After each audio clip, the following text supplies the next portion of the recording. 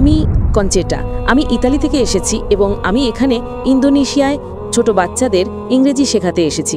আমি কোনো নির্দিষ্ট ধর্ম অনুসরণ করি না, আমি কোনো চার্চ বা কোনো ধর্মে বিশ্বাসী নই। তাই আমার প্রশ্ন হলো, আমি সবসময় দেখেছি যে বিভিন্ন ধর্মের মানুষ আমাকে তাদের ধর্ম সম্পর্কে জানাতে চেষ্টা করেছে, কিন্তু আমি সবসময় দেখেছি যে তারা বলতো আমার ধর্মই সেরা, আমার ধর্মই সেরা, এবং আমি এটা চাইনি। তাই আমি কোনো ধর্ম অনুসরণ না করার সিদ্ধান্ত নিয়েছি, কারণ আমি বিশ্বাস করি যে ধর্ম ছাড়াও আমি একজন ভালো মানুষ হতে পারি। আমার শৃঙ্খলা আছে, আমি অন্যের ভালো করতে পারি, কারোর ক্ষতি না করে একটা সুন্দর জীবনযাপন করতে পারি, কোনো কঠোর নিয়ম না মেনে।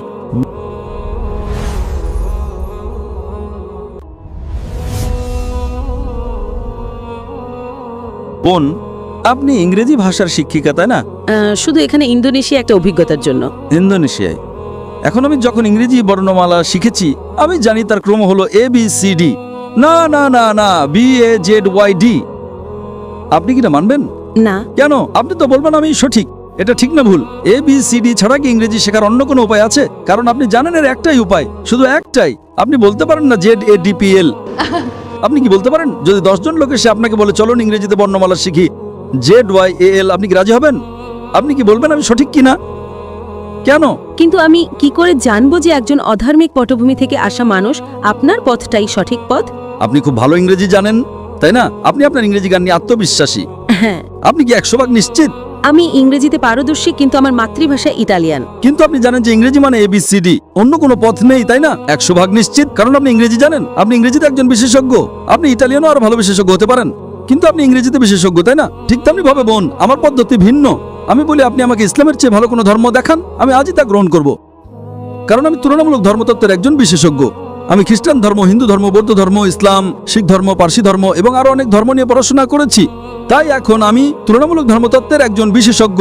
আমি বলছি আপনি আমাকে এর চেয়ে ভালো কোনো ধর্ম দেখান, আমি আজই তা গ্রহণ করব। কিন্তু ধর্মহীনতা সম্পর্কে আপনার কি মত? ঠিক আছে, আপনি আমাকে ধর্মহীনতাকে ইসলামের চেয়ে ভালো প্রমাণ করে দেখান, আমি মেনে নেব। যে কোনো কিছু। আপনি নাস্তিকতাকে ইসলামের চেয়ে ভালো দেখান, আমি মেনে নেব। কমিউনিজম, সমাজতন্ত্র, যা খুশি ইসলামের চেয়ে ভালো প্রমাণ করুন, আমি গ্রহণ করব। যে কোনো কিছু, রাজনীতি বা অরাজনীতিক, আমাকে এর চেয়ে ভালো কিছু দেখান। কোরআনের চেয়ে ভালো কোনো নির্দেশনা গ্রন্থ, আমি তা গ্রহণ করব।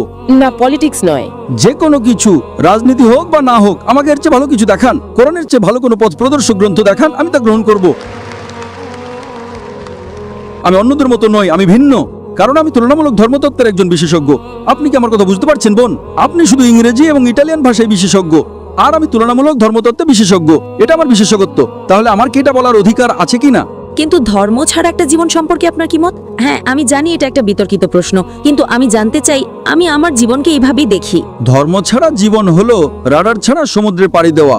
আপনি জানেন, আপনি রাডার ছাড়া সমুদ্রে নৌকো চালাচ্ছেন, কোনো জিপিএস নেই, স্যাটেলাইট নেই, আর আপনি নৌকো নিয়ে বসে চলেছেন যে কোনো দিকে। আপনি কি উত্তরটা পেয়েছেন? আমি বুঝতে পারছি। হ্যাঁ, আপনি বুঝতে পারছেন। তাই এখন আপনাকে আপনার রাডার বেছে নিতে হবে। আমাকে একটা ধর্ম বেছে নিতে হবে? আপনাকে বেস্ট পথ প্রদর্শক বেছে নিতে হবে। ধরেন আপনি অসুস্থ, আপনাকে ডাক্তারের কাছে যেতে হবে তাই না? নাকি আপনি বলবেন না না আমি নিজেই চিকিৎসা শিখে নেব? আপনি কি তা করতে পারবেন? হ্যাঁ, আপনি গুগল করে কিছু উত্তর পেতে পারেন, কিন্তু সব উত্তর কি পাবেন? Chat GPT? চ্যাট জিপিটি কি আপনার অপারেশন করবে? যদি আপনি চ্যাট জিপিটিকে জিজ্ঞেস করেন আপনার হার্টের সমস্যা হয়, না না না না, সে উত্তর দেবে একজন ডক্টরের কাছে যান। চ্যাট জিপিটিকে জিজ্ঞেস করেন কোন ধর্ম সবচেয়ে বৈধ, যুক্তিকার, বৈজ্ঞানিক, এখানে উত্তর আছে। আপনি কি চ্যাট জিপিটিতে বিশ্বাস করেন?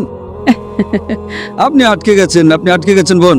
তাই আমি বলছি এটা আমার এক্সপার্টিজ এরিয়া। আপনার মতো মানুষের সাথে কথা বলে আমার বিশেষজ্ঞত্ব। এটা আমার বিশেষজ্ঞত্ব। আপনি অসুস্থ হলে ডক্টরের কাছে যান, তাই তো? আমি তো নিজেকে অসুস্থ মনে করি না। আমি বলছি না যে আপনি অসুস্থ। না, মানে আমি মনে করি না যে আমি রাডার হারিয়ে ফেলেছি। আমি মনে করি না যে এখন আমার কোনো রাডারের প্রয়োজন আছে। তাই আপনি অসুস্থ হলে ডাক্তারের কাছে যান না, তাই তো? অবশ্যই যাই। ও, তার মানে অসুস্থ হলে আপনার রাডার দরকার না, কিন্তু ধর্মীয়ভাবে বলতে গেলে আমি নিজেকে পথভ্রষ্ট মনে করি না। কারণ আপনি জানেনই না যে আপনি কি হারাচ্ছেন। আপনি তখনই বুঝবেন যে কিছু হারিয়েছেন যখন জানবেন যে আপনার কি হারানোর ছিল। যদি আপনি না জানেন যে কি হারাচ্ছেন, তাহলে কিভাবে বুঝবেন, তাই না? দেখেন যে ব্যক্তি অজ্ঞ, সে খুব সুখী কিনা। সে ইংরেজি জানে না, কিছুই জানে না, সে খুব সুখী, ঠিক না ভুল? আপনি জানেন না যে আপনি কি হারাচ্ছেন। আমি যে আনন্দ পেয়েছি, আমি নিশ্চিত যে আপনি তা পাননি। হ্যাঁ, আমাকে শিখতে হবে। কারণ আপনি জানেন না, যে ইংরেজি জানে না সে বোঝে না ইংরেজি কি। আপনি ফলের স্বাদ চাখাননি, তাই না? এজন্যই আপনার জন্য আমার দুঃখ হচ্ছে বোন। আপনার জন্য আমার দুঃখ হচ্ছে বোন। না, তবে আমি বৌদ্ধ ধর্মের চিন্তাভাবনার প্রতি বেশি বিশ্বাসী। যেমন আপনার শরীর একটি মন্দির, যেমন ঈশ্বরী আপনি, যেমন আপনাকে। ও, বৌদ্ধ ধর্ম। আচ্ছা, বুদ্ধের শিক্ষা কি? আমি জানি না, আমি তো পড়িনি, দয়া করে বলুন। তাহলে এখন বৌদ্ধ ধর্ম সম্পর্কে কথা বলছেন আর আপনি জানেন না বৌদ্ধ ধর্ম কি? আমি বিশেষজ্ঞ নই, কিন্তু আমি কিছু বই পড়েছি এবং সেখানে বলা হয়েছে যে বুদ্ধই আসলে আপনার মধ্যে আছেন। মানে আপনি নিজের উপর কাজ করে একটা ভালো জীবন পেতে পারেন এবং অন্যের সাথে ভালো ব্যবহার করতে পারেন, আর সেটাই যথেষ্ট। তাই নিজের উপর কাজ করাই আসল। একথা কে বলেছে? এটা তো বৌদ্ধ ধর্মের শিক্ষা নয়। হয়তো এটা তার একটা অংশ, কিন্তু মূল শিক্ষা নয়। বুদ্ধ 4টা মহান সত্যে বিশ্বাস করতেন। 1 নাম্বার, এই পৃথিবীতে দুঃখ এবং কষ্ট আছে। বুদ্ধের প্রথম মহান সত্য ছিল যে এই পৃথিবীতে দুঃখ এবং কষ্ট আছে। 2 নাম্বার, এই দুঃখের কারণ হলো আসক্তি বা আকাঙ্ক্ষা।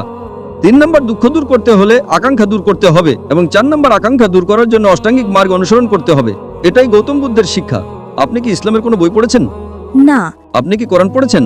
আমি পড়ব। আচ্ছা, আপনি কি আমার জন্য একটা কাজ করতে পারেন? আপনি কি কোরআনের ইংরেজি অনুবাদটা পড়ছেন না কেন? দয়া করে একটা খোলা মন নিয়ে কোরআনের ইংরেজি অনুবাদটা পড়ুন। হ্যাঁ, খোলা মন নিয়েই পড়ব।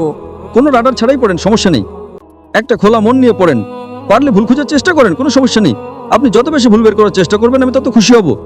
যখন আপনি কোরআন পড়বেন তখন একটা বিশ্লেষণী মন নিয়ে পড়বেন। কোরআনে ভুল খুঁজে বের করার চেষ্টা করেন, কোনো সমস্যা নেই।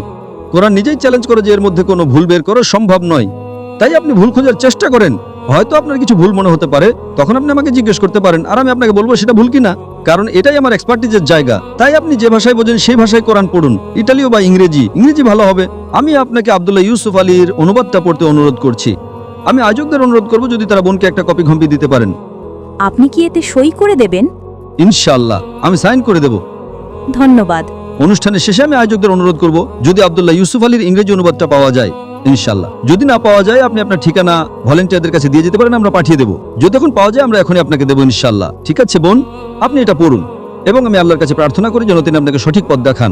আপনাকে অনেক ধন্যবাদ। আপনাকেও স্বাগতম বোন। ওর প্রশ্নটি খুব একটা শিক্ষণীয় নয়, কিন্তু ইসলাম সম্পর্কে এটাই ওর প্রথম প্রশ্ন, তাই দয়া করে বুঝবেন। অবশ্যই অবশ্যই বোন, আপনাকে স্বাগতম। ও একজন নাস্তিক, এবং আপনি একটু আগে একজন নাস্তিককে ঈশ্বরের সংজ্ঞা দিতে বলছে। অথবা যদি কোনো নাস্তিক ঈশ্বরের সংজ্ঞা দেয়, তাহলে তো সে নিজেই ঈশ্বরের অস্তিত্ব স্বীকার করে নিচ্ছে। আপনি যা একজন নাস্তিককে জিজ্ঞেস করছেন তা কি অযৌক্তিক নয়? বোন প্রশ্ন করেছেন যে আপনি যদি একজন নাস্তিককে জিজ্ঞাসা করেন ঈশ্বর কি, ঈশ্বরের সংজ্ঞা দিন, তাহলে যখনই আপনি ঈশ্বরের সংজ্ঞা দেবেন তখন তা অযৌক্তিক হয়ে যায়, কারণ তার মানে দাঁড়ায় ঈশ্বর আছেন। ঈশ্বর আছেন, যেমন বোন আমি যদি বলি যে আমাদের সৌরজগতে কয়টি গ্রহ আছে? কি? আমাদের সৌরজগতে কয়টি গ্রহ আছে?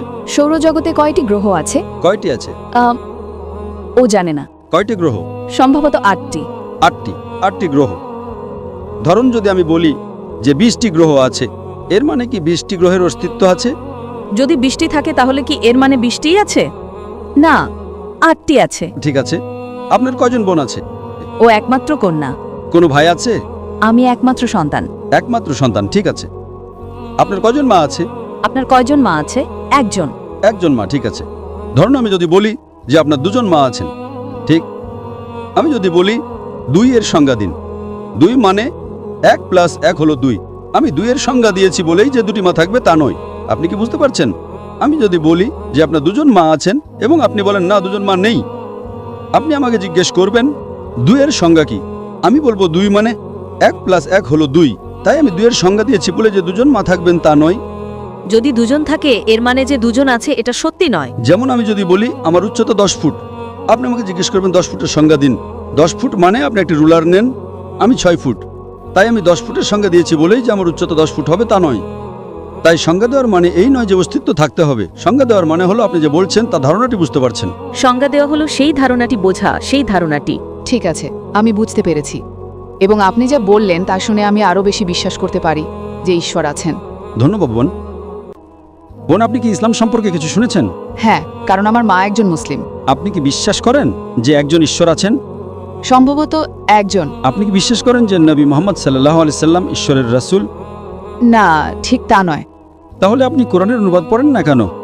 I would request the volunteer to give you a translation of the Quran. আপনাকে কোরআনের একটি অনুবাদ দিতে, কোরিয়ান ভাষায়, যে ভাষাটা আপনি ভালো বোঝেন। আমি আপনাকে এটা পড়তে বলবো এবং নবী মুহাম্মদ সাল্লাল্লাহু আলাইহি ওয়াসাল্লামের জীবনী সম্পর্কেও পড়তে বলবো। এবং আমি সর্বশক্তিমান ঈশ্বরের কাছে প্রার্থনা করি যেন তিনি আপনাকে এক ঈশ্বরে বিশ্বাস করার এবং নবী মোহাম্মদ সাল্লাল্লাহু আলাইহি সাল্লামকে ঈশ্বরের রাসূল হিসেবে বিশ্বাস করার হেদায়েত দেন। ধন্যবাদ। আপনাকে স্বাগতম বোন। আমার বস ধর্ম মানেন না, কিন্তু তিনি কিছু প্রশ্নগুলো আমাকে করেছেন। তিনি বলেছেন যদি এই প্রশ্নের উত্তর পান তবে হয়তো ইসলাম গ্রহণ করবেন। আমি উত্তর দিতে পারিনি, তাই ডাক্তার দয়া করে প্রশ্নটি শুনুন। আমার বস বলেছেন কেন কোরআনে কৃত্রিম বুদ্ধিমত্তা, এআই এবং কম্পিউটার প্রযুক্তি সম্পর্কে কিছু বলা হয়নি, কারণ এখন এআই খুব বিপজ্জনক হয়ে গেছে। এটি অনেক কিছু করতে পারে, যে কোনো কিছু সিদ্ধান্তও নিতে পারে। আমার বস এ ব্যাপারে খুব কৌতূহলী। ধন্যবাদ। আপনার বসকে বলুন কোরআন কোনো সায়েন্সের বই নয়, SCIENCE। যদি কোরআন সায়েন্সের বই হতো তবে এটি বিশালাকারের হতো। এই যে ভবনটি দেখছেন এর ভেতরে যত বই রাখা সম্ভব সব বই মিলেও এর সমান হতো না। যদি কোরআন বিজ্ঞানের বই হতো আর এতে সব বৈজ্ঞানিক তথ্য উল্লেখ করা থাকতো তাহলে কোরআন এতটা বিশাল হয়ে যেত যে আপনি কোনোদিনও তা পড়ে শেষ করতে পারতেন না। আপনি কি বুঝতে পারছেন? হ্যাঁ ডক্টর। কোরআন কোনো সায়েন্সের বই নয়। সায়েন্স, আপনি যদি জিজ্ঞাসা করেন কোরআনে কি লেখা আছে 2 আর 2 মিলে 4 হয়, না, কোরআন কোনো সায়েন্সের বই নয়, এটি নিদর্শনের বই, SIGNS। তাই আমাদের দেখতে হবে কোরআনে যা কিছু বলা হয়েছে তা যেন ভুল না হয়। যদি আপনি মনে করেন যে কোরআনের সব কিছুই উল্লেখ থাকা উচিত, তাহলে ভাবুন তো বিজ্ঞানে কত হাজার হাজার PhD আছে, doctor, engineer, heart specialist, brain specialist. এই সব কিছু যদি কোরআনে লেখা হতো আর আপনি তা পড়া শুরু করতেন তাহলে আপনার পুরো জীবনেও তা শেষ করতে পারতেন না। ঠিক না বেঠিক? সুতরাং কোরআনে বিজ্ঞানের সবকিছু উল্লেখ নেই, দয়া করে ভুল বুঝবেন না। কিন্তু কোরআনে যা কিছু বলা হয়েছে তার কোনোটিই ভুল নয়। যদি কোরআনে এমন কোনো বৈজ্ঞানিক তত্ত্ব থাকে যা ভুল প্রমাণিত হয় তবে তা আল্লাহর পক্ষ থেকে হতে পারে না। আর যদি কোরআনে এমন কিছু বলা হয় যা বিজ্ঞান অনেক পরে 200 বা 400 বছর পরে আবিষ্কার করেছে তাহলে সেটাই মুজিজা। তাহলে প্রশ্ন হলো কোরআনে AI এর কথা বলা হয়নি কেন? কোরআনে এটা কেন থাকা উচিত? কোরআন কোনো বিজ্ঞানের বই নয়, কিন্তু আল্লাহ জানেন ভবিষ্যতে কি আসতে চলেছে।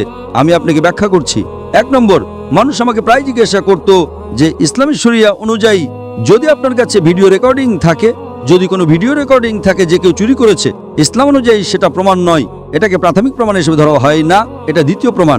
10 বছর বা 20 বছর আগে যে কোনো সাধারণ আদালতে যদি আপনি CCTV ফুটেজ দেখাতেন আর তাতে চোর ধরা পড়তো যে কেউ চুরি করছে, সেটাই যথেষ্ট ছিল।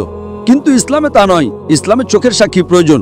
তখন মানুষ অবাক হয়ে বলতো এটা কেমন ধর্ম, কোনটা বেশি নির্ভরযোগ্য, প্রত্যক্ষদর্শী নাকি ভিডিও রেকর্ডিং, কোনটা ভালো, ভিডিও রেকর্ডিং ঠিক না ভুল? আপনার বসকে জিজ্ঞাসা করুন। সুতরাং 20 বছর আগে যদি আপনার কাছে ভিডিও রেকর্ডিং থাকতো তবে তা ইসলামের চেয়ে সুবিধাজনক না। প্রত্যক্ষদর্শী হলো প্রাথমিক প্রমাণ, ভিডিও রেকর্ডিং গ্রহণযোগ্য ছিল না। আজ যখন কৃত্রিম বুদ্ধিমত্তা এসেছে আপনি সহজেই আপনার ডাকাতের একটা ভিডিও তৈরি করতে পারেন, ঠিক না ভুল? ঠিক। সুতরাং এখন মানুষ জেগে উঠেছে। আজ এটি প্রাথমিক প্রমাণ নয়, তাই ইসলাম অনেক উন্নত। আল্লাহ জানতেন AI আসতে চলেছে। আপনি কি বুঝতে পারছেন? হ্যাঁ। আপনার বস জানতেন না, আপনি জানতেন না, আমিও জানতাম না, কিন্তু আমি বিশ্বাস করতাম। আমি বলেছিলাম না ইসলাম সঠিক, হয়তো আগামীকাল কিছু ঘটবে। আমি AI সম্পর্কে জানতাম না, কিন্তু 15 বছর আগে আমার উত্তর ছিল শরিয়া সঠিক। আমরা জানি না আগামীকাল এমন কিছু ঘটবে যে ভিডিও রেকর্ডিং যথেষ্ট প্রমাণ হবে না। এটাই ছিল আমার উত্তর, এবং আজ আমার উত্তর সঠিক। আপনি কি বুঝতে পারছেন? সুতরাং আল্লাহ AI সম্পর্কে জানেন, তাই ভিডিও রেকর্ডিং প্রাথমিক প্রমাণময়। আপনি কি বুঝতে পারছেন? হ্যাঁ। কিন্তু প্রত্যক্ষদর্শী হলো প্রাথমিক প্রমাণ। সুতরাং আল্লাহ AI সম্পর্কে জানেন। যদি তিনি সবকিছু লিখতে শুরু করেন, আপনি ছোট কোরআনই পড়েননি, আপনি চিকিৎসা, ভ্রূণতত্ত্ব সবকিছু সম্পর্কে কি পড়বেন? না, এটি টেলিগ্রাফিক মেসেজ। সুতরাং এটি ঈশ্বরের পক্ষ থেকে নয় তা প্রমাণ করার জন্য আপনাকে ভুল খুঁজে বের করতে হবে। কিন্তু এটি ঈশ্বরের পক্ষ থেকে তা প্রমাণ করার জন্য আপনাকে এমন জিনিসের কথা বলতে হবে যা মানুষ জানতো না। আপনি কি বুঝতে পারছেন? একেই বলে অলৌকিকতা, কিন্তু এখানে সবকিছু উল্লেখ করা হয়নি। আশা করি এটি উত্তরটি পেয়েছেন। আপনাকে অনেক ধন্যবাদ ডক্টর। গত 2 বছর ধরেই নামাজ পড়া ও রোজা রাখা শুরু করেছি, নিজেই আমার বিশ্বাস থেকে। তাই আমি চাই যে আপনি সবার সামনে আমাকে ইসলাম ধর্মের কলমা পড়িয়ে দেন। এবং আমার প্রশ্ন হলো, যারা ইসলাম ধর্ম গ্রহণ করেছেন সেটা হলো আমার ঘরে যে মূর্তি পূজা চলছে তা কিভাবে বন্ধ করব এবং কিভাবে এর থেকে রক্ষা পাবো, এবং আমার সাথে আমার পিতামাতাকেও কিভাবে বোঝাবো যে আল্লাহ এক। বোন মাশাআল্লাহ 2 বছর থেকে ইসলাম পালন করে আসছেন, জি। আর তিনি বিশ্বাস করেন যে ইসলাম সঠিক ধর্ম এবং তিনি ইসলাম ধর্ম গ্রহণ করতে চান। বোন, আমি আপনাকে জিজ্ঞেস করতে চাই যে কোনো মানুষকে আপনার সাথে জোরদস্তি করছে ইসলাম কবুল করার জন্য? জি না। আপনার উপর কোনো প্রকার চাপ আছে? না। আপনি কি নিজের মন থেকে কবুল করতে চান? জি। আপনি কি মানেন যে খোদা এক? জি। আপনি কি মানেন যে খোদা ছাড়া আর কারো ইবাদত করা উচিত নয়? জি। আপনি কি মানেন যে মোহাম্মদ সাল্লাল্লাহু আলাইহি সাল্লাম এই খোদার শেষ পয়গম্বর? জি। নিঃসন্দেহে। আপনি চান যে আমি সবার সামনে আপনাকে কলমা পড়াই? ইনশাআল্লাহ আমি আরবিতে বলবো, আপনিও আমার সাথে বলেন। জি। আশহাদু আশহাদু আল্লাহ আল্লাহ ইলাহা ইলাহা ইল্লাল্লাহ ইল্লাল্লাহ ওয়া আশহাদু ওয়া আশহাদু আন্না আন্না মুহাম্মাদান মুহাম্মাদান আবদিহি আবদুহু ওয়া রাসূলিহি। ওয়া রাসূলুহু। আমি সাক্ষ্য দিচ্ছি আমি সাক্ষ্য দিচ্ছি যে যে আল্লাহ আল্লাহ ব্যতীত ব্যতীত আর কোনো মাবুদ নেই আর কোনো মাবুদ নেই এবং মুহাম্মদ মুহাম্মদ সাল্লাল্লাহু সাল্লাল্লাহু আলাইহি ওয়াসাল্লাম আলাইহি ওয়াসাল্লাম তার বান্দা বান্দা এবং রাসূল। মাশাআল্লাহ, আপনি মুসলিম হয়ে গেছেন। জি, ধন্যবাদ। আল্লাহ আপনাকে ভালো রাখুন এবং আমি অনুরোধ করব সব শ্রোতা তারা যেন আপনার জন্য দোয়া করেন এবং আল্লাহ যেন আপনার এই চেষ্টাকে কবুল করেন। আপনার প্রশ্ন ছিল যে কিভাবে আপনি আপনার পরিবার পরিজনদের, আপনার পিতা মাতাকে, আপনার বাবা মাকে কিভাবে ইসলামের দাওয়াত দেবেন এবং কিভাবে এটা প্রমাণ করবেন যে খোদা এক। সবার প্রথমে যেভাবে আমি বক্তৃতা দিয়েছি, যেহেতু আপনি একটা মহারাষ্ট্রীয় পরিবার থেকে এসেছেন, সুতরাং আপনি হিন্দু পরিবার থেকে এসেছেন। যদি আপনি আমার ক্যাসেট শুনেন, similarities between Islam and Hinduism, Islam এবং হিন্দু ধর্মের সাদৃশ্য, আমি অনুরোধ করবো ভলেন্টিয়ারদের তারা যেন আমার পক্ষ থেকে আপনাকে এটা উপহার দেয়। আপনি সেই ডিভিডিটা দেখেন এবং সেই ডিভিডি থেকে শিক্ষা গ্রহণের পরে আপনার পিতা মাতা, আপনার পরিবারের সদস্যদের বলেন আপনার এই সাদৃশ্যগুলোকে, হিন্দু ধর্ম এবং ইসলামের, এগুলোকে অন্তর থেকে মেনে চলেন এবং ইনশাআল্লাহ আল্লাহ সুবহানাহু ওয়া তাআলা আপনার পরিবারের সদস্যদের হেদায়েত করবেন। আপনার কাছে আমার অনুরোধ, যেহেতু আপনি ইসলাম ধর্ম গ্রহণ করেছেন, এখন আপনি আপনার পরিবারের লোকজনকে এটা বোঝান যে আপনি আরো বেশি ভালো মানুষ হয়ে গেছেন যদি আপনি আপনার পিতামাতা যা বলেন তাদের সেই সব কথা বা আদেশ মেনে চলেন। শুধু সেই আদেশ যা আল্লাহ এবং আল্লাহর রাসূলের বিরোধী, যা কোরআন এবং সহিহ হাদিসের বিরোধী, সেগুলো ছাড়া যেসব কথা, যেসব উপদেশ আপনার পিতামাতা আপনাকে দেবেন, আপনি তা মেনে চলবেন। তারা যেন এটা বুঝতে পারেন যে আমার মেয়ে ইসলাম ধর্ম গ্রহণ করে এখন আমাকে আরো বেশি ভালোবাসে, সে আমার কথা আরো বেশি বেশি পালন করে, তার আমার প্রতি আন্তরিকতা আরো বেড়ে গেছে। কেননা ইসলামে আছে মায়ের পায়ের নিচে সন্তানের বেহেশত। এই জন্য তাদেরকে আপনার এটা বোঝাতে হবে যে আপনি তাদের আরো ভালো মেয়ে হয়েছেন। শুধু সে আদেশগুলো, কিছু আদেশ যদি তারা দেয় যেগুলো কোরআন সহিহ হাদিসের বিরোধী হয়, সেগুলো ছাড়া তাদের সব আদেশ আপনি মেনে চলবেন। সেগুলো আপনার জন্য যত কঠিনই হোক। উদাহরণস্বরূপ, আপনি পছন্দ করেন হলুদ রঙের জামা, তারা বললেন নীল রং পরো, আপনি নীল রং পরবেন, কেননা নীল রঙের কাপড় পরা ইসলামে হারাম নয়। একইভাবে যেসব কথা আপনার পিতামাতা আপনাকে বলবেন, আপনি তাদের আরো ভালোবাসবেন, আপনি তাদের আরো যত্ন করবেন। এভাবে ওনারা যেন এটা বুঝতে পারেন যে এই নতুন দিন, এই নতুন ধর্ম ব্যবস্থা যা আপনি গ্রহণ করেছেন, এতে বলা হয়েছে যে নিজের পিতা মাতার সেবা করো। যেভাবে পবিত্র কোরআন মজিদে বলা হয়েছে সূরা ইসরা সূরা নম্বর 17-17 আয়াত নম্বর 23 ও 24, যে আল্লাহ সুবহানাহু ওয়া তাআলার ইবাদত করার পর আপনার উচিত নিজের পিতামাতাকে ভালোবাসা, এবং যদি দুজনের মধ্যে একজন অথবা উভয়ই বৃদ্ধ হয়ে যায়, আপনি তাদের জন্য উফ শব্দটিও বলতে পারবেন না, বরং তাদের সাথে ভালো ব্যবহার করবেন আর তাদেরকে ভালোবাসেন এবং আল্লাহ সুবহানাহু ওয়া তাআলার কাছে দোয়া করেন যে আমার পিতামাতাকে বরকত দাও এবং যেভাবে তারা শৈশবে আমাকে যত্ন করেছে সেভাবে আল্লাহ তুমি তাদের দয়া করো। সুতরাং ইসলামের পিতামাতার সাথে ভালো ব্যবহার করা আবশ্যক। যদি আপনি ভালো ব্যবহার করেন, ইনশাআল্লাহ আমরাও দোয়া করব আল্লাহ সুবহানাহু ওয়া তাআলা যেন আপনার পিতামাতা এবং পরিবারকে হেদায়েত করেন। আমিন।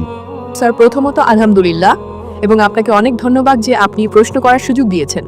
স্যার আমি যেই জায়গা থেকে এসেছি স্যার সেখানে আমার উর্দু ক্ষমা করবেন, আমি পশতুভাষী। স্যার তো আমি যেখান থেকে এসেছি সেখানে স্যার পুরোপুরি ইসলামিক ধর্মের সমাজ ব্যবস্থা রয়েছে। সেখানে মহিলারা প্রয়োজন ছাড়া ঘরের বাইরে যান না। স্যার সেখানে মহিলারা ঘরে থাকেন এবং পুরুষরা কোনো নামাজ কাজা করে না। এবং প্রতি বৃহস্পতিবার রাতে শবে জুমা, তাবলিগি জামায়াত বা দাওয়াত ইলাল্লাহর পথে বের হওয়া মানুষদের বয়ান হয়। তো স্যার তারা সেখানে যায়। সম্প্রতি সেখানে একটি অনেক বড় তাবলিগি ইজতেমাও হয়ে গেছে স্যার। আর আমাদের এলাকার সমস্ত মানুষ খুব ধার্মিক এবং তাদের সামাজিক আচার আচরণও ধর্মের উপর ভিত্তি করে চলে। কিন্তু স্যার আমার প্রশ্ন এখানে এটাই যে আপনার প্রজ্ঞার আলোকে, অর্থাৎ আপনার প্রজ্ঞা অনুযায়ী এর কারণ কি হতে পারে যে স্যার সেখানে মাদকাসক্তি, ব্যভিচার, শিশুকামী এবং বিভিন্ন ধরনের যেমন সুদ এবং এই ধরনের খারাপ কাজগুলো গেড়ে বসেছে। স্যার তো আপনি কি কারণ বলতে পারেন যে সেখানে সমাজ কেন ভেঙে পড়ছে এবং আমাদের উলামারা কেন এদেরকে চিহ্নিত করে না, বিশেষ করে পেডোফাইলদেরকে? বোনের প্রশ্ন হলো, তিনি যে সমাজ থেকে এসেছেন সেখানকার মহিলারা খুবই ইসলামিক মহিলা, তারা প্রয়োজন ছাড়া ঘরের বাইরে যান না। আমিও প্রয়োজন ছাড়া ঘরের বাইরে যাই না। আর পুরুষদেরও প্রয়োজন ছাড়া ঘরের বাইরে যাওয়া উচিত নয়, হ্যাঁ কি না? আপনি প্রয়োজন ছাড়া বাইরে যান? না স্যার। আপনি যান না, মাশাআল্লাহ। আপনার প্রশ্ন হলো, আপনার সমাজে মাশাআল্লাহ খুব ইসলামিক পরিবেশ, ইজতেমা হয়, কিন্তু সেখানে পেডোফাইল, যদি আমি ঠিক শুনে থাকি, খুব সাধারণ বিষয়। একদম ঠিক স্যার। আর আপনি বলেছেন যে জিনাও সাধারণ বিষয়। জিনা স্যার এখন হচ্ছে বেড়েই চলেছে, এবং বিশেষ করে পেডোফাইলরা যারা বাচ্চাদেরকে প্রভাবিত করে ফেলে এবং তারা আবার সেই বাচ্চাদেরকে, তারা যখন বড় হয় তখন এই চক্রটি আবার চলতে থাকে। স্যার এটি অনেক বড় একটি গুনাহ যা সেখানে হয়। বোন, আপনার প্রশ্নের মধ্যে একটা দ্বন্দ্ব বা বৈপরীত্য রয়েছে। আপনি বলছেন আমার সমাজ ইসলামিক, আবার বলছেন সেখানে পেডোফাইল আছে। স্যার আমি এটাই বলছি যে ওই পেডোফাইলরাই মসজিদে যায়, ওরাই। বোন বোন বোন, আপনি প্রশ্ন করেছেন, এবার একটু চুপ থাকবেন। জি স্যার। আপনার প্রশ্ন তো শেষ হয়ে গেছে, তাই না? আমার উত্তর শুনতে চান কি না? জি স্যার। তাহলে আপনার প্রশ্ন শেষ। এবার আমার উত্তর শুনুন। আপনি যে প্রশ্ন করেছেন, আমার মতে এটা একটা স্ববিরোধিতা। আপনি বলেছেন আমার সমাজ খুবই ইসলামিক এবং আমার সমাজে পেডোফাইল আছে। দুটোর মধ্যে দ্বন্দ্ব রয়েছে। কোনো ইসলামিক পরিবেশে পেডোফাইল থাকতেই পারে না। হয় আপনার প্রথম অংশটি ভুল অথবা দ্বিতীয় অংশটি, এটা সম্ভবই নয়। খুবই ইসলামিক আবার চুরি করছে, সম্ভবই নয়। আপনাকে মানতে হবে যে আপনার প্রশ্নে ভুল আছে, প্রথম অংশে অথবা দ্বিতীয় অংশে, হ্যাঁ কি না? সহজ ব্যাপার। আমার সমাজ খুবই ইসলামিক, আবার পেডোফাইল আছে। পেডোফাইল মানে বাচ্চাদের সাথে জিনা করা, হতেই পারে না। কোন ইসলামিক কিতাবে এই কথা লেখা আছে? কোরআন মাজিদে লেখা আছে? কোন অধ্যায়ে, কোন আয়াতে লেখা আছে যে পেডোফাইল হতে হবে? কোন হাদিসে লেখা নেই। আপনার এই কথাটি হয় প্রথম অংশটি ভুল অথবা দ্বিতীয় অংশটি ভুল। দুটো কথাই তো সঠিক হতে পারে না। এ কারণেই আপনার প্রশ্নে দ্বন্দ্ব রয়েছে। আপনার এটা বলা উচিত যে আমার সমাজ মনে করে যে তারা খুব ইসলামিক, তাহলে আমি মানতে পারি। এটা বলা যে ইসলামিক মহিলারা প্রয়োজন ছাড়া ঘরে বাইরে যান না, আরে পুরুষরা তো প্রয়োজন ছাড়া বাইরে বেরোচ্ছে, এটাই তো সমস্যা। কি প্রয়োজন? পেডোফিলিয়া। এ কারণে কখনো কারোর উপর অভিযোগ আনার আগে 10 বার ভাববেন। এই প্রশ্ন যদি আপনি আল্লাহর দরবারে করেন তাহলে তো আপনি ভেসে যাবেন আমার বোন। আপনার ক্ষমা চাওয়া উচিত, কারণ আপনার প্রশ্নটি ভুল। স্যার আমার এটাই প্রশ্ন যে সেখানে এই ধার্মিক লোকেরাই পেডোফাইল। বোন বোন, আপনাকে প্রথমে স্বীকার করতে হবে আমার কথা। যদি আপনি স্বীকার না করেন তাহলে আমার উত্তর এখানেই শেষ। ঠিক আছে স্যার, আমার প্রশ্নের ধরনটি ভুল। ধরন ভুল নয়, প্রশ্নটাই ভুল। আপনি ভুল। আপনি আপনার সমাজের উপরে অভিযোগ আনছেন। প্রথমে বলছেন ইসলামিক, তারপর বলছেন পেডোফিলিয়া। দুটোই ভুল। দুটোর মধ্যে একটি সঠিক হবে অথবা একটি ভুল হবে। এটাকে বলে, এটা কি হয়, আপনি মিডিয়াকে শুনে শুনে পুনরাবৃত্তি করেন। দুটোই তো সঠিক হতে পারে না। যদি দুটোই সঠিক হয় তাহলে নাউজুবিল্লাহ কোরআনে ভুল আছে। কোথায় কোরআনে লেখা আছে যে বাচ্চাদের সাথে যে না করো? তো অনেক সময় মিডিয়ার এটাই কাজ, অভিযোগ লাগাও, প্রশ্ন করো, যা কিছু বলে দাও। কোরআন মাজিদে সূরা হুজরাতে লেখা আছে, সূরা নাম্বার 49 আয়াত নাম্বার 6, যে যখনই কোনো তথ্য আসে তা পুনরাবৃত্তি করার আগে তুমি তা যাচাই তদন্ত করো।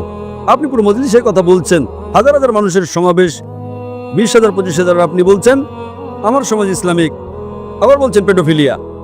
আর আপনি ইসলামের উপর অপবাদ দিচ্ছেন আমার বোন, এবং আপনি ক্ষমাও চাচ্ছেন না।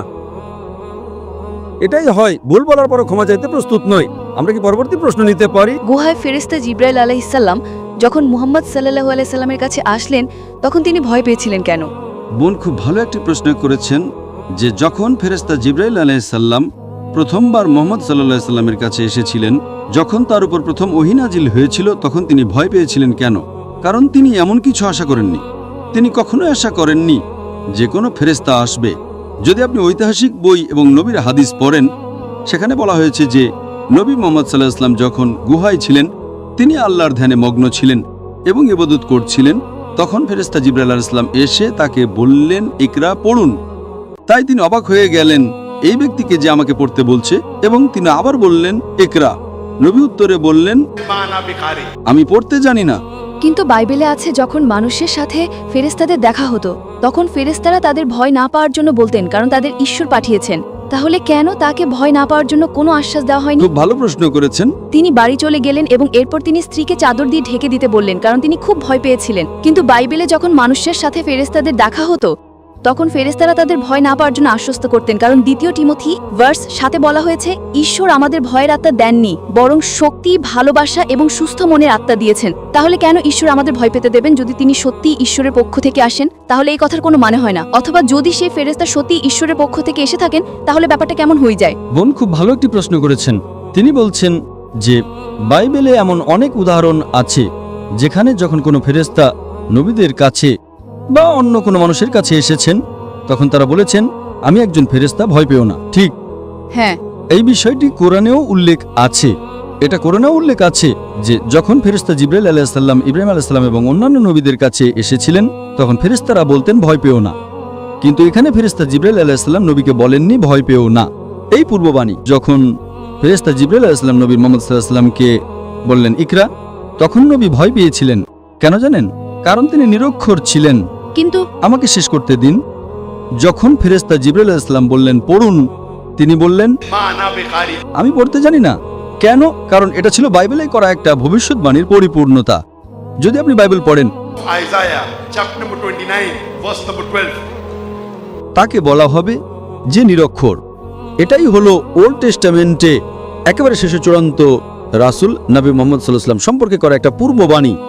যিশাইয়া অভিমতের পুস্তক অধ্যায় 29 ভার্স 12-তে বলা হয়েছে, সেই গ্রন্থ তাকে দেওয়া হবে যে নিরক্ষর, এবং তাকে বলা হবে, দয়া করে এটা পড়ো, এবং সে উত্তরে বলবে, আমি পড়তে জানি না। এটা ছিল ওল্ড টেস্টামেন্টে পরবর্তী ধর্মগ্রন্থে উল্লেখিত ভবিষ্যৎবাণীর পরিপূর্ণতা। তাই কোরআনে এবং কোরআনের তাফসিরেও আছে, যখন প্রথম ওহী এসেছিল, নবী মুহাম্মদ সাল্লাল্লাহু আলাইহি সাল্লাম ভয় পেয়েছিলেন। এর আগে তিনি আল্লাহর রাসূল ছিলেন না। এটা ছিল প্রথম ওহী, যেটা তিনি 40 বছর বয়সে পেয়েছিলেন। এর আগে তিনি একজন ধার্মিক ব্যক্তি ছিলেন, কিন্তু তার উপর নবুয়তি দেওয়া হয়নি। তাই প্রথমবার যখন ফেরেশতা আসলেন, তিনি ভয় পেলেন, একজন সাধারণ মানুষের মতো। হ্যাঁ, কিন্তু যদি কোনো ফেরেশতা আপনার বা আমার কাছেও আসেন, আমরাও ভয় পাবো। তাই সেই সময়ে তিনি একজন সাধারণ মানুষ ছিলেন। প্রথমবার যখন ফেরেশতা আসলেন এবং তাকে বললেন, পড়ুন, তিনি ভাবলেন তাকে পড়তে বলা হচ্ছে, কিন্তু তিনি নিরক্ষর ছিলেন। তাই তিনি উত্তরে বললেন, আমি পড়তে জানি না। তারপর তিনি আবার বললেন, পড়ুন, পড়ুন। তিনি উত্তরে বললেন, তৃতীয়বার যখন তিনি বললেন, পড়ুন, ইকরা শব্দটি 3টি অর্থ আছে। একটা হলো পড়া, একটা হলো আবৃত্তি করা, আর একটা হলো ঘোষণা করা। তখন নবীজি বুঝতে পারলেন, ও, তিনি আমাকে পুনরাবৃত্তি করতে বলছেন। আর পুনরাবৃত্তি করার জন্য তো শিক্ষিত হওয়ার প্রয়োজন নেই, তাই না? তারপর তিনি বললেন, পড়ুন, আপনার রবের নামে যিনি সৃষ্টি করেছেন, যিনি মানুষকে সৃষ্টি করেছেন জমাট রক্ত থেকে। সুতরাং যখন তিনি পুরো আয়াতটা বললেন, তখন নবী মুহাম্মদ সাল্লাল্লাহু আলাইহি সাল্লাম বুঝতে পারলেন যে জিবরাইল আলাইহিস সালাম যা চান তা হলো তিনি যেন পড়েন না, বরং পুনরাবৃত্তি করেন। আচ্ছা, তাই তিনি তা পুনরাবৃত্তি করলেন। আর তারপর কোরআনের প্রথম 5টি আয়াত নাজিল হলো। যখন তিনি বাড়ি ফিরে আসলেন, একজন মানুষ হিসেবে তিনি কাঁপছিলেন। তখন তার স্ত্রী হযরত খাদিজা রাদিয়াল্লাহু আনহা তাকে চাদর দিয়ে জড়িয়ে ধরলেন এবং বললেন, চিন্তা করবেন না, আপনি আল্লাহর একজন প্রিয় মানুষ, আপনার কোনো ক্ষতি হবে না। সুতরাং তিনি একজন মানুষ। তাই কোনো ব্যক্তি যদি ফেরেশতা দেখে ভয় পায়, তাতে ভুলটা কোথায়? এর মধ্যে কোনো ভুল নেই। যদি ফেরেশতা বারবার আসতে থাকেন এবং তারপরেও তিনি ভয় পান, তখন আপনি আপত্তি করতে পারেন। প্রথমবার ভয় পাওয়াটা স্বাভাবিক। তিনি একজন মানুষ। আমার কাছে তিনি একজন মানুষ, সৃষ্টিকর্তা নন। তিনি যদি ভয় পান, এটা স্বাভাবিক। অনেক রাসূলে যখন ফেরেশতাদের দেখতেন, তখন তারা ভয় পেতেন। যখন জিবরাইল আলাইহিস সালাম বারবার আসতে থাকলেন, তখন তিনি আর ভয় পেতেন না। তাহলে এতে ভুলটা কোথায়? যেমন মরিয়ম এবং জাকারিয়া, তাদের সাথে কাদের সাথে? মরিয়ম এবং জাকারিয়ার সাথে ফেরেশতা জিব্রাইল আলাইহিসসালামের সাক্ষাৎ হয়েছিল। সেটা মুহাম্মাদের সাথে সাক্ষাতের চেয়ে ভিন্ন ছিল। যেমন মরিয়ম এবং জাকারিয়ার সাথে জিব্রাইলের সাক্ষাতের পর জিব্রাইলের যাওয়ার সময় তাদের কোনো ভয় ছিল না, যা মুহাম্মাদের ক্ষেত্রে হয়নি। সাক্ষাতের পরও তার ভয় থেকে গিয়েছিল। আর ঈশ্বর আমাদের ভয়ের আত্মা দেন না। হ্যাঁ, বোন প্রশ্ন করছেন যে যখন মরিয়াম আলাইহিসসালাম ফেরেশতার সাথে দেখা করেছিলেন এবং জাকারিয়া আলাইহিসসালাম যখন ফেরেশতার সাথে দেখা করেছিলেন তখন তারা ভয় অনুভব করেননি। ভয় পাওয়াটা হারাম কিছু নয়, এটা ভুল কিছু নয়, এটা মানবীয়। হ্যাঁ, তাই আমার কাছে এটা স্বাভাবিক। তিনি একজন মানুষ, কেউ ভয় পায় আবার কেউ ভয় পায় না। এখানে আমরা জানতে পারি যে প্রথমবার যখন ফেরেশতা আসেন তখন নবী মুহাম্মদ সাল্লাল্লাহু আলাইহি সাল্লাম এবং নবী জাকারিয়া আলাইহিস সালাম আর মরিয়ম আলাইহিস সালামের মধ্যে একটি পার্থক্য ছিল। প্রথমত, মাতা মরিয়ম কোনো নবী ছিলেন না। হ্যাঁ, ঠিক, তারা সুসংবাদ দিয়ে চলে যান। এখানে আপনাকে বুঝতে হবে এটা জরুরি না যে একজন রাসূল যদি ভয় পান সেটা ভুল, অথবা একজন রাসূল যদি ভয় না পান সেটা সঠিক। প্রত্যেক রাসূলই ভিন্ন। যেমন ধরুন, নবী মুসা আলাইহিস সালাম সরাসরি আল্লাহর সাথে কথা বলেছেন, ইব্রাহিম আলাইহিস সালাম বলেননি। তাহলে এটা কি ইব্রাহিম আলাইহিস সালামকে ছোট নবী বানিয়ে দেয়? না। যিশু আলাইহিস সালাম সরাসরি ঈশ্বরের সাথে কথা বলেননি, এটা কি তাকে ছোট নবী বানিয়ে দেয়? না। কোরআন বলে যে ইব্রাহিম আলাইহিস সালাম আল্লাহর বন্ধু, এটা একটা উপাধি। এর মানে কি এই যে অন্য রাসূলরা আল্লাহর শত্রু? না। সুতরাং এগুলো হলো প্রদত্ত উপাধি। প্রত্যেক নবী নিজেই অনন্য। আমরা কেবল তখনই আপত্তি করব যদি এমন কিছু করা হয় যেটা অস্বাভাবিক বা যেটা সঠিক না বা যেটা পাপপূর্ণ। তাই ভয় পাওয়া এমনটাই পাপ না। তাই আমার কাছে এটা স্বাভাবিক। আমি একজন ডাক্তার হিসেবে, একজন বুদ্ধিমান ব্যক্তি হিসেবে, যদি একজন মানুষ ভয় পায় আর একজন না পায়, এটা তাকে ছোট বা বড় করে না। হ্যাঁ, কিন্তু এরপরে আপনাকে যা দেখতে হবে, এরপরে আপনাকে দেখতে হবে কে বেশি সাহসী ছিলেন। নবী মুহাম্মদ সাল্লাল্লাহু আলাইহি সাল্লাম জিব্রাইলের সাথে যোগাযোগ রাখতেন। এমন কোন নবী নেই যিনি নবী মুহাম্মদ সাল্লাল্লাহু আলাইহি সাল্লামের মতো জিব্রাইলের সাথে এত বেশি যোগাযোগ করেছেন। আপনি কি কোনো রাসূলকে চেনেন? কোন রাসূল, জাকারিয়া, মরিয়ম আলাইহিস সালাম, তারা কি নবী মুহাম্মদ সাল্লাল্লাহু আলাইহি সাল্লামের মতো এত বেশি যোগাযোগ করেছেন? না। না। সুতরাং এই যোগাযোগ আল্লাহর উপরে নির্ভর করে। তাই যদি দেখেন, জিবরাইল আলাইহিস সালামকে সর্বশক্তিমান আল্লাহ বিশেষভাবে নবী মুহাম্মদ সাল্লাল্লাহু আলাইহি সাল্লামের কাছে ওহী পৌঁছে দেওয়ার জন্য বেছে নিয়েছিলেন। অন্যদের কাছে তিনি কম এসেছেন, নবী মুহাম্মদ সাল্লাল্লাহু আলাইহি সাল্লামের কাছে তিনি বেশি এসেছেন।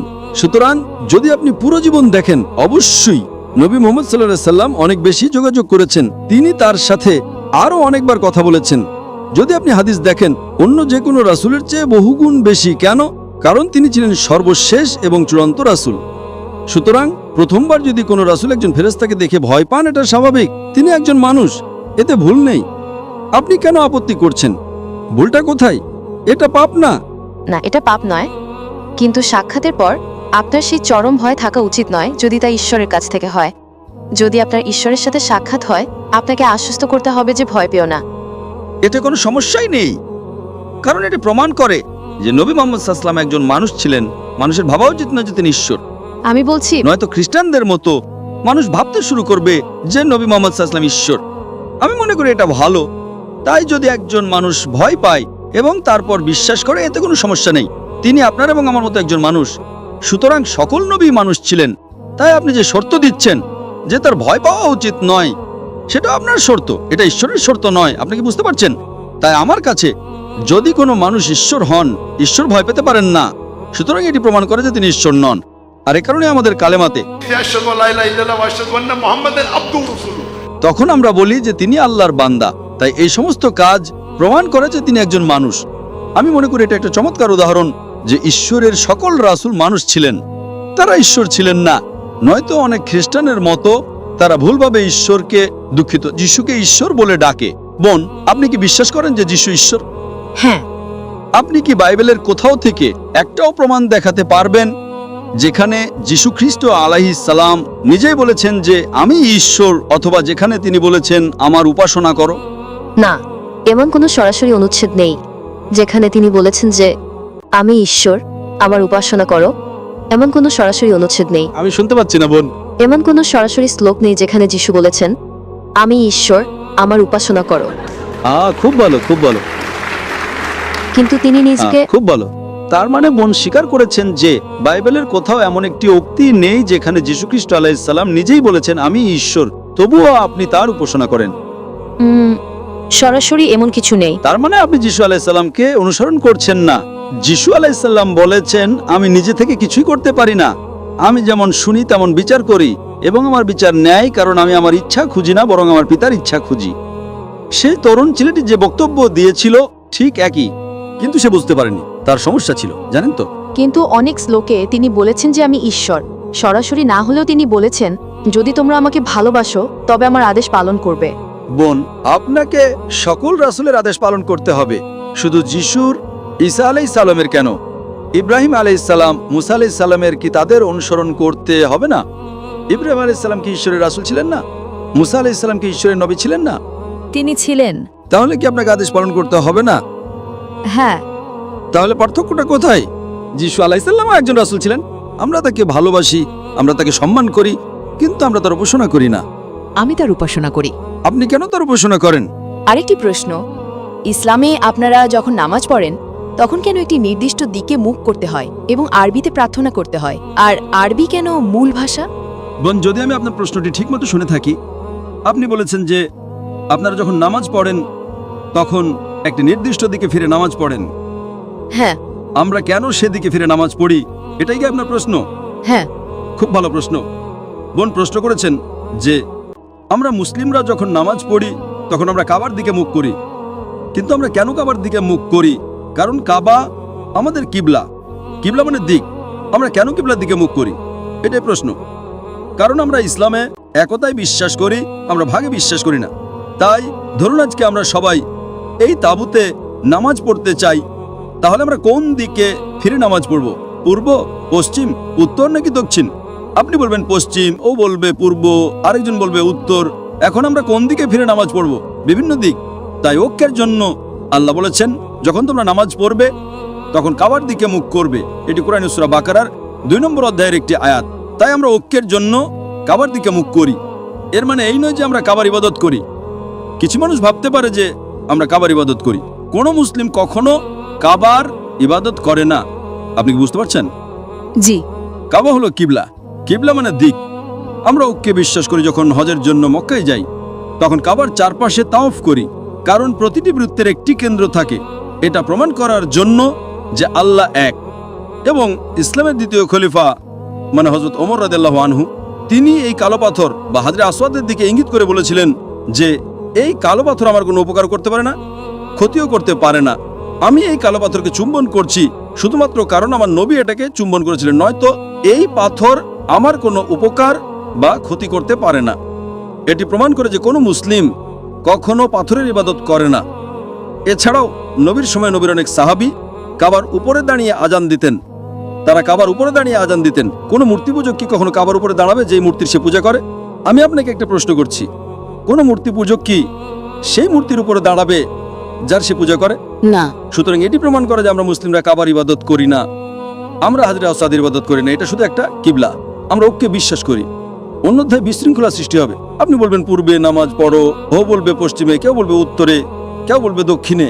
তাই ঐক্যের জন্য বিশ্বের সবাই কাবা মক্কার দিকে মুখ করে এবং আমরা একই দিকে ফিরে নামাজ পড়ি। আশা করি উত্তর পেয়েছেন। তাহলে আপনি বলতে চাইছেন যে আমাদের মধ্যে বিভ্রান্তি আছে কারণ আমরা একটা নির্দিষ্ট দিকে ফিরে প্রার্থনা করি না, তাই না? অবশ্যই কোনো নির্দিষ্ট দিক নেই। কিভাবে? কোনো কারণ আপনার স্বাধীনতা আছে, কোনো ঐক্য নেই। কিছু খ্রিস্টান দক্ষিণে প্রার্থনা করে, কিছু পশ্চিমে, কিছু পূর্বে। কোনো ঐক্য নেই, সব দিক ভিন্ন। আচ্ছা। তো সেটা আপনার প্রবলেম, আমার নয়। আচ্ছা, ঠিক এ কারণে যিশু আলাইহিস সালাম In the Gospel of John, chapter number 16, verse number 11 to 14. আমার তোমাদেরকে আরো অনেক কথা বলার আছে, কিন্তু তোমরা এখন তা সহ্য করতে পারবে না। কিন্তু তিনি যখন সেই সত্যের আত্মা আসবেন তখন তিনি তোমাদেরকে সমস্ত সত্যে পথ দেখাবেন। তিনি নিজে থেকে কিছু বলবেন না, যা শুনবেন তাই বলবেন। নবী মুহাম্মদ সাল্লাল্লাহু আলাইহি ওয়াসাল্লামের ব্যাপারে কথা বলছে। সত্যের আত্মা হলেন পবিত্র আত্মা। হ্যাঁ, পবিত্র আত্মা। ঠিক আছে, ওকে, ঠিক আছে, আপনি আমার সাথে একমত। বোন খুব ভালো উত্তর দিয়েছেন। এ কারণে যিশু আলাইহিস সালাম পবিত্র আত্মার কথা বলছেন। সেখানে কি বলা হয়েছে? আমার তোমাদেরকে আরো অনেক কথা বলার আছে, কিন্তু তোমরা এখন তা সহ্য করতে পারবে না। কারণ তিনি যখন সেই সত্যের আত্মা আসবেন। বোন, বাইবেল বলে যে যখন যীশু খ্রিস্ট ঈসা আলাইহিস সালাম জন্মগ্রহণ করেছিলেন তখন পবিত্র আত্মা সেখানে ছিলেন, হ্যাঁ কি না? পবিত্র আত্মা। বোন শুধু আমার প্রশ্নের উত্তর দিন। বাইবেলে তো এটা বলা নেই যে যখন যীশু খ্রিস্ট ঈসা আলাইহিস সালাম জন্মগ্রহণ করেছিলেন তখন পবিত্র আত্মা সেখানে ছিলেন, ঠিক না ভুল? হ্যাঁ, ভিতরে। তাহলে এখানে ভবিষ্যৎবাণী বলছে আমার তোমাদেরকে আরো অনেক কথা বলার আছে, কিন্তু তোমরা এখন তা সহ্য করতে পারবে না। কিভাবে? শুনুন, তিনি প্রথমত একজন মানুষের ব্যাপারে বলা হচ্ছে, কোন আত্মা সম্পর্কে নয়। না, অপেক্ষা করুন, শুনুন শুনুন, প্রথমে আমাকে শেষ করতে দিন, তারপরে আপনি উত্তর দেবেন। প্রথমত তিনি একজন মানুষকে বোঝায়, কোন আত্মাকে নয়। তিনি যখন সত্যের আত্মা আসবেন, তিনি তোমাদেরকে সমস্ত সত্য পথ দেখাবেন। তিনি নিজের থেকে কিছু বলবেন না, যা শুনবেন তাই বলবেন 4-5 বার। তিনি পবিত্র আত্মা, পবিত্র আত্মাকে তিনি বলা হয় না। কারণ যখন যিশু না, আমাকে আগে শেষ করতে দিন, আপনি কেন বাধা দিচ্ছেন? আমি আপনাকে কথা বলার সুযোগ দেব। তিনি একজন পুরুষ বা মানুষকে বোঝায়। দ্বিতীয়ত, ভবিষ্যৎবাণী, যখন নবী আসবেন, পবিত্র আত্মা যীশু খ্রিস্ট আলাইহিস সালামের জন্মের সময় থেকেই সেখানে ছিলেন। সুতরাং পবিত্র আত্মার সম্পর্কে আপনার ব্যাখ্যা সম্পূর্ণ ভুল। তিনি নিজের থেকে কিছু বলবেন না, যা শুনবেন তাই বলবেন। তার মানে যে আমরা কোরআন এবং হাদিসে জানি, শব্দগুলো ফেরেশতা জিবরাইলের মাধ্যমে পাঠানো হয়েছিল, যা আপনি বলেছেন। তিনি এমনভাবে পুনরাবৃত্তি করেছেন যেন শব্দগুলো তার মুখে বসিয়ে দেওয়া হয়েছিল। পবিত্র আত্মার মুখে কোথায় শব্দ বসানো হয়েছিল? বাইবেলে কোথাও এমন কথা বলা নেই। এখানে বলা হয়েছে যা শুনবেন তাই বলবেন। নবী মুহাম্মদ সাল্লাল্লাহু আলাইহি ওয়াসাল্লাম সম্পর্কে বলা হচ্ছে, তিনি আমার মহিমা প্রকাশ করবেন। পবিত্র আত্মা কি যিশুর মহিমা প্রকাশ করেছিলেন? না। কোথায়? পবিত্র আত্মা কোথায় যিশুর মহিমা প্রকাশ করেছিলেন? কোথায়? তার মানে আপনি বাইবেল পড়ছেন না। প্রথমত, পবিত্র আত্মা যিশু ঈসা আলাইহিস সালামের জন্মের আগে থেকেই সেখানে ছিলেন। পবিত্র আত্মা সেখানে ছিলেন যখন যিশু পৃথিবীতে বাস করতেন। এই ভবিষ্যৎবাণী ভবিষ্যতে আগমনকারী একজনের সম্পর্কে বলছে, সুতরাং এটা পবিত্র আত্মা হতে পারে না। দ্বিতীয়ত, তিনি শব্দটি 4-5 বার ব্যবহার করা হয়েছে, এটা কোনো আত্মা হতে পারে না। তৃতীয়ত, তার মুখে শব্দ বসিয়ে দেওয়া হয়েছিল, পবিত্র আত্মার মুখে কোনো শব্দ বসানো হয়নি। চতুর্থত, তিনি যীশু খ্রিস্ট আলাইহিস সালামের মহিমা প্রকাশ করবেন।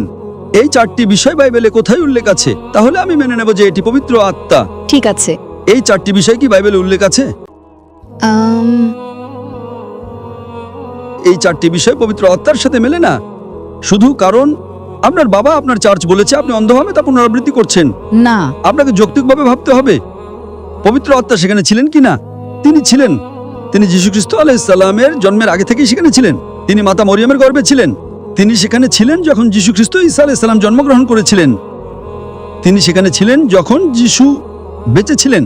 সুতরাং এটা পবিত্র আত্মা সম্পর্কে বলছে না। তার মানে আপনি বাইবেল পড়ছেন না। যখন তিনি আসবেন, এটি এমন একজনের সম্পর্কে বলছে যিনি উপস্থিত নন। পবিত্র আত্মা প্রথমে যখন যিশু জন্মগ্রহণ করেছিলেন, তখন তার ভিতরে তার সাথে ছিলেন, কিন্তু তিনি চলে যাওয়ার পর তিনি বলেছিলেন যে সেই আত্মা তোমাদের ভিতরে থাকবে। সুতরাং এটি কেবল না, এমন কথা বলা হয়নি। যখন তিনি স্বর্গে আরোহণ করলেন, তখন পবিত্র আত্মাই না, আপনি বাইবেলের ভুল প্রমাণ দিচ্ছেন। বাইবেল বলে, যীশু খ্রিস্ট বলেছেন, আমার তোমাদেরকে আরো অনেক কথা বলার আছে, কিন্তু তোমরা এখন তা সহ্য করতে পারবে না, কারণ তিনি যখন সত্যের আত্মা আসবেন, তার মানে তিনি তার ভেতরে থাকতে পারেন না। তাহলে কি যিশু মিথ্যা বলছেন? আমরা বিশ্বাস করতে পারি না যে নবী যিশু মিথ্যা বলতে পারেন। আপনি কেন যীশু খ্রিস্ট আলাইহিস সালামকে মিথ্যা বলার জন্য অভিযুক্ত করছেন? আমি এটা সহ্য করব না। আমার নবী যিশু আলাইহিস সালাম আমার নবী, আপনি তাকে মিথ্যা বলার জন্য অভিযুক্ত করতে পারেন না। আপনি নিজের কথা বসিয়ে দিচ্ছেন। যীশু খ্রিস্ট আলাইহিস সালাম বলেছেন, যখন তিনি আসবেন, তিনি তোমাদেরকে সমস্ত সত্য পথ দেখাবেন। পবিত্র আত্মা তো আগে থেকেই সেখানে ছিলেন। তাহলে আপনি কেন যীশু খ্রিস্ট ঈসা আলাইহিস সালামকে ভুল বুঝছেন? তিনি নবী মুহাম্মদ সাল্লাল্লাহু আলাইহি ওয়াসাল্লামের ভবিষ্যৎবাণী সম্পর্কে বলছেন। না না না, আমরা ঈশ্বর, পিতা ঈশ্বর, পুত্র ঈশ্বর এবং পবিত্র আত্মা ঈশ্বর। আমরা তাদেরকে তিনি ব্যক্তিবাচক তিনি হিসেবে উল্লেখ করি। কোথায় তিনি? কোথায় উল্লেখ আছে পিতা ঈশ্বর, পবিত্র আত্মা? বাইবেলের কোন পদে এমন কথা বলা আছে? যখন যিশুকে দীক্ষিত করা হয়েছিল। বাইবেলের কোন পদে এমন কথা বলা আছে? আমি আপনাকে উত্তর দেওয়ার সুযোগ দিচ্ছি, কারণ আপনি সেই তরুণ ছেলেটির মতো নন। আমি আপনাকে বোঝানোর চেষ্টা করছি যে যীশু খ্রিস্ট আলাইহিস সালাম বাইবেলে স্পষ্টভাবে নবী মুহাম্মদ সাল্লাল্লাহু আলাইহি ওয়াসাল্লামের ভবিষ্যৎবাণীর সম্পর্কে উল্লেখ করেছেন। ঠিক আছে, খুবই স্পষ্টভাবে। কিন্তু আপনি কেন বুঝতে পারছেন না? কোথায় বলা হয়েছে পবিত্র আত্মা? পবিত্র আত্মা তো আগে থেকেই সেখানে আছেন। তাহলে আপনি কেন ভুল পথে পরিদর্শিত হচ্ছেন? আমি ভুল পথে পরিদর্শিত নই। এটা স্পষ্ট ইংরেজি বোন, এবং আমার মনে হয় আপনার ইংরেজি খুব ভালো, সেই তরুণ ছেলেটির মতো নয়। তো আপনি যখন বাড়ি যাবেন তখন ঠিকমতো পড়তে পারবেন, ঠিক আছে? ঠিক আছে। যোহানের সুসমাচার 16 অধ্যায় 11 থেকে 14 পদ, এটা লিখে রাখুন, আপনার ডায়েরিতে লিখে রাখুন।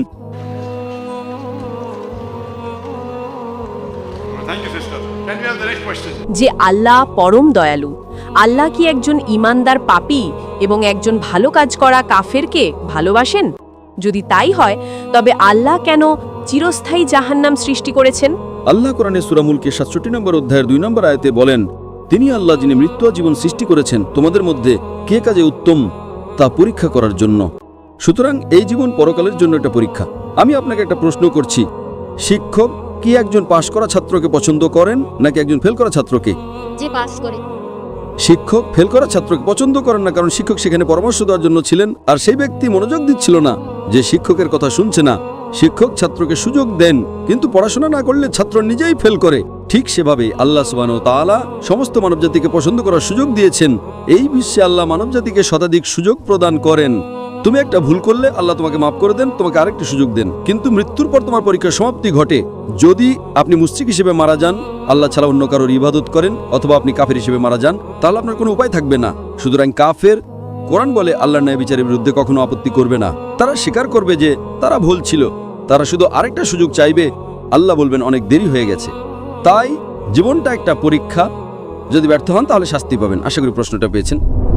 ডক্টর জাকির নায়েকের কাছে আমার প্রশ্ন, যখন যিশু অলৌকিক কাজ করেছিলেন, যেমন মৃতকে জীবিত করা, অন্ধকে দৃষ্টিশক্তি দেওয়া, আমার প্রশ্ন হলো তিনি কার শক্তিতে এসব করেছিলেন, আল্লাহর নাকি পবিত্র আত্মার? এর উত্তর পবিত্র কোরআনেই দেওয়া আছে। আল্লাহ কোরআনে বলেছেন সূরা ইমরানের 3 নম্বর সূরার 49 নম্বর আয়াতে যে যীশু খ্রিস্ট, তার উপর শান্তি বর্ষিত হোক, তাকে বনী ইসরাঈলের কাছে একজন বার্তাবাহক হিসেবে পাঠানো হয়েছিল এবং তিনি মৃতকে জীবন দিয়েছিলেন আল্লাহর অনুমতিতে, বিইদনিল্লাহ। সমস্ত নবীরা যত অলৌকিক কাজ করেছেন, শুধু যীশু খ্রিস্ট নন, সেটা মুহাম্মদ সাল্লাল্লাহু আলাইহি ওয়াসাল্লাম হন, যীশু খ্রিস্ট হন বা মুসা আলাইহিস সালাম হন, সব অলৌকিক ঘটনাই সর্বশক্তিমান ঈশ্বরের দ্বারা সংঘটিত হয়েছে।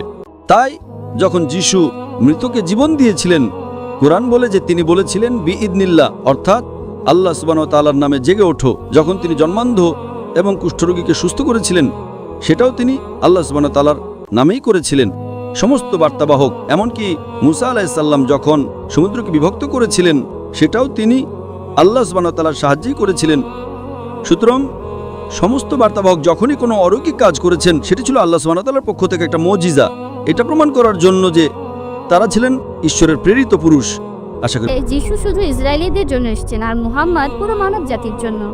আমরা খ্রিস্টান আর মুসলিমরা বিশ্বাস করি যে যিশু আরেকবার আসবেন। সেটা হলে এটা কিভাবে বলবেন যে মুহাম্মদ হলেন শেষ নবী? বোন, আপনি প্রশ্ন করলেন যে যীশু খ্রিস্ট সে সময় এসেছিলেন শুধু ইসরায়েলবাসীদের জন্য আর মুহাম্মদ সাল্লাল্লাহু আলাইহি সাল্লাম পুরো মানব জাতির জন্য। তাহলে যিশু আবার আসবেন কিভাবে?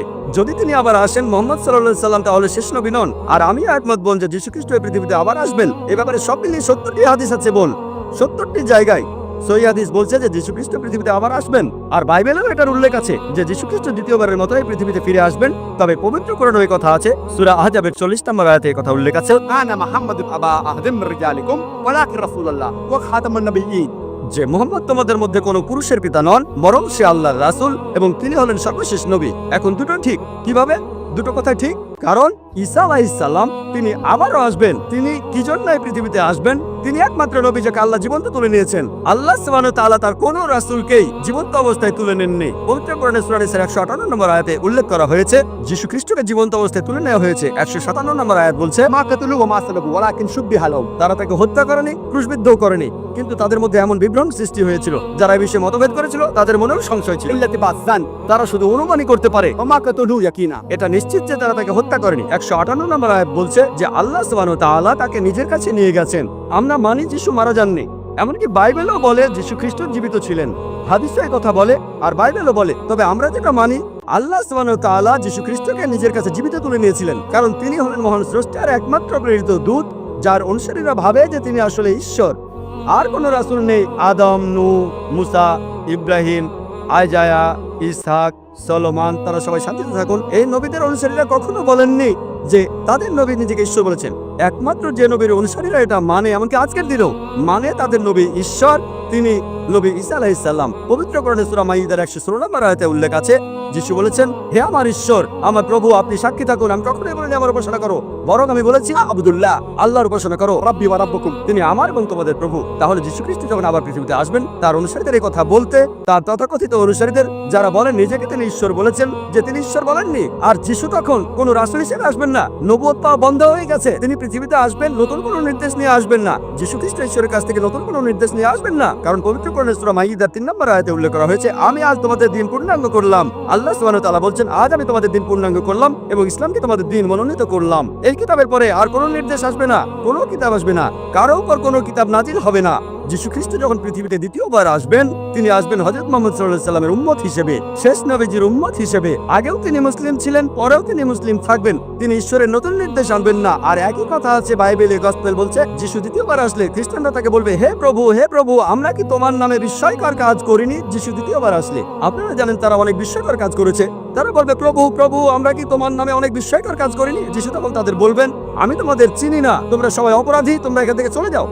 আমি এই কথাটা বলছি না, গসপেল বলছে যে যিশু দ্বিতীয়বার আসার পরে বলবেন, তোমরা সবাই অপরাধী, আমি তোমাদের কাউকেই চিনি না, তোমরা সবাই পাপী মানুষ, তোমরা এখান থেকে চলে যাও, আমি তোমাদের চিনি না। তিনি কাদের বলবেন? মুসলিমদের, হিন্দুদের বলবেন? তিনি একথা খ্রিস্টানদের বলবেন, যারা বলবে আমরা আপনার নামে বিস্ময়কর কাজ করেছি। বাইবেলের কথা বলছে যে যিশু খ্রিস্ট পৃথিবীতে দ্বিতীয়বার এসে বলবেন, এখান থেকে তোমরা চলে যাও, তোমাদের সবাই অপরাধী, তোমাদের চিনি না। তাহলে যিশু দ্বিতীয়বার এসে তিনি তার অনুসারীদের বলবেন, আমি নিজেকে ঈশ্বর বলিনি, বরং আমি বলেছি আব্দুল্লাহ, আল্লাহর উপাসনা করো, আব্বি ওয়া রাব্বুক। আপনাকে বলবো, যদি কিছুটা আলোকপাত করেন বাইবেলের একটি অনুচ্ছেদের উপর। এটি ওল্ড টেস্টামেন্ট, সলোমন অধ্যায় 5 অনুচ্ছেদ 16। এটি হিব্রু ভাষায়। হিকো মামিতিকিম উইকুলো মাহামেদিম জিদুদে ওয়াজারাই বাইনে জেরুসালেম। আমি জানি ইংরেজিতে মুহাম্মাদিমের ভাষান্তর করা হয়েছে সর্বাঙ্গীন সুন্দর। আমি যা জানতে চাই, কেন খ্রিস্টানরা জানে না যে মুহাম্মদ সম্পর্কে বলা হয়েছে বাইবেলে? বোন যে প্রশ্নটি করলেন, তিনি উদ্ধৃতি দিয়েছেন হিব্রু ভাষায় অনুচ্ছেদ বাইবেলের সং অফ সলোমন থেকে অধ্যায় নম্বর 5 অনুচ্ছেদ 16 যাতে বলা হয়েছে, হিক্কুম আমিতাকিম বিকুল্লি মুহাম্মাদিম জাইদুদি জাইরাই বাইনা জেরুসালেম। যার মানে বোন কেবল একটি শব্দের অনুবাদ করেছেন, এর মানে তিনি সবচেয়ে সুন্দর, তিনি সর্বাঙ্গীন সুন্দর, তিনি আমার প্রিয়, তিনি আমার বন্ধু, হে জেরুজালেমের কন্যারা। এই হচ্ছে তার উদ্ধৃত হিব্রু অনুচ্ছেদটির পূর্ণাঙ্গ অনুবাদ, এবং যাতে বলা হয়েছে হিক্কুম আমিতাকিম বিকুল্লি মুহাম্মাদিম। মুহাম্মাদিম সেমেটিক ভাষায় যখন আপনি সম্মান দেখান তখন আপনি তাতে ইম লাগান, যেমন এলা ঈশ্বরকে বোঝায়, এলোহিম হচ্ছে ঈশ্বর প্রতি সম্মান। একই জিনিস মুহাম্মাদের নামে সাল্লাল্লাহু আলাইহি সাল্লাম তারা ইম যোগ করে, এবং এর মানে এতে বলা হয়েছে মুহাম্মাদিম। তাহলে আপনি যদি অরিজিনাল টেক্সট পড়েন, মুহাম্মদ সাল্লাল্লাহু আলাইহি সাল্লামের নাম এমনকি বাইবেলেও উল্লেখ আছে।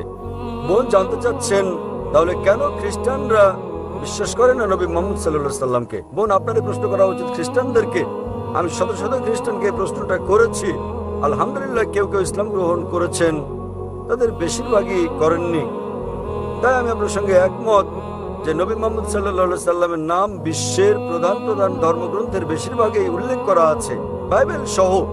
এবং যেমন আমি আগে বলেছি যে শুধু তাকে নাম ধরে উল্লেখ করা হয়নি, তার ভবিষ্যৎবাণীও করা হয়েছে বাইবেলের বিভিন্ন স্থানে। তার ভবিষ্যৎবাণী করা হয়েছে বুক অফ ডিউটেরোনমি অধ্যায় 18 অনুচ্ছেদ 18, বুক অফ ডিউটেরোনমি অধ্যায় 18 অনুচ্ছেদ 19, বুক অফ আইজায়া অধ্যায় 29 অনুচ্ছেদ নম্বর 12, সং অফ সলোমন অধ্যায় 5 অনুচ্ছেদ নম্বর 16। নিউ টেস্টামেন্টে ভবিষ্যৎবাণী করা হয়েছে গসপেল অফ জন অধ্যায় 14 অনুচ্ছেদ 16, গসপেল অফ জন অধ্যায় 15 অনুচ্ছেদ 26, গসপেল অফ জন অধ্যায় 16 অনুচ্ছেদ 7, গসপেল অফ জন অধ্যায় 16 অনুচ্ছেদ 12 থেকে 14। অনেক জায়গায় আছে বোন।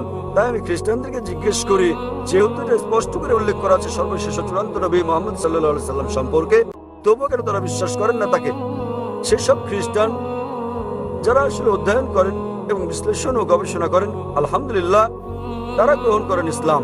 অন্যরা যারা সত্যকে গ্রহণ করতে চায় না এবং বলে, ও আমি খ্রিস্টান আছি 40 বছর ধরে, এখন আপনি চান যে আমাকে আমার ধর্ম বদলে ফেলতে হবে, তাই তারা ভীত।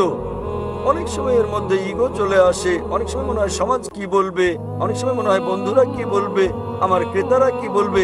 তাই এইসব জিনিস তাদেরকে ইসলামী সৌন্দর্য গ্রহণে বাধা দেয়।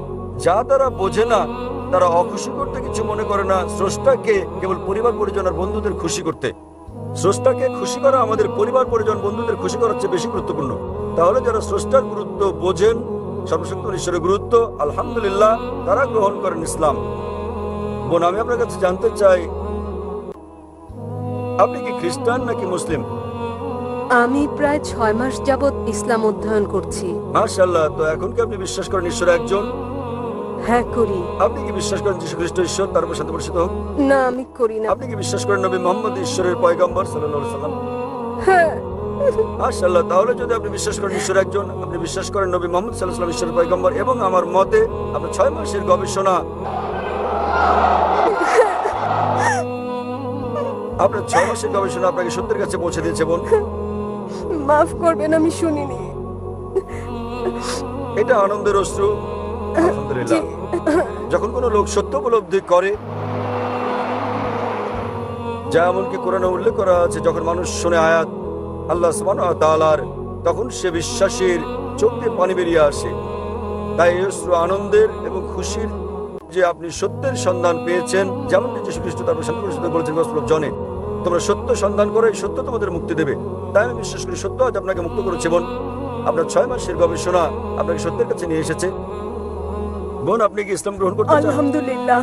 বোন, আপনি কি ইসলাম গ্রহণ করতে চান? হ্যাঁ। কেউ কি আপনাকে বাধ্য করছে? মোটেই না। আপনি নিজের ইচ্ছে কবুল করতে চান? হ্যাঁ। ইনশাআল্লাহ আমি আরবিতে বলবো, আপনি শুনে শুনে বলবেন। ওকে। আশহাদু আশহাদু আল্লাহ আল্লাহ ইলাহা ইলাহা ইল্লাল্লাহ ইল্লাল্লাহ আশহাদু ওয়া আশহাদু আন্না আন্না মুহাম্মাদান মুহাম্মাদান আবদুহু আবদুহু ওয়া রাসূলুহু। ওয়া রাসূলুহু। আমি সাক্ষ্য দিচ্ছি আমি সাক্ষ্য দিচ্ছি যে কোনো ইলাহ নেই যে কোনো ইলাহ নেই আল্লাহ ছাড়া, আল্লাহ ছাড়া, এবং আমি সাক্ষ্য দিচ্ছি এবং আমি সাক্ষ্য দিচ্ছি যে নবী মুহাম্মদ নবী মুহাম্মদ হলেন পয়গম্বর, হলেন পয়গম্বর আল্লাহর বান্দা এবং আল্লাহর বান্দা। আল্লাহর বান্দা। মাশাআল্লাহ বোন, আপনি মুসলিম হয়েছেন, এবং আমি আল্লাহর কাছে দোয়া করি তিনি যেভাবে আপনাকে পথ দেখিয়েছেন সেভাবে আল্লাহ আপনাকে উসিলা করুন অন্য মুসলিমদের ইসলামে আসার জন্য, এবং আমি আল্লাহর কাছে দোয়া করি তিনি যেন আপনাকে এই দুনিয়া ও আখিরাতে কল্যাণ দান করেন এবং আপনাকে জান্নাত দান করেন, প্যারাডাইস ইনশাআল্লাহ।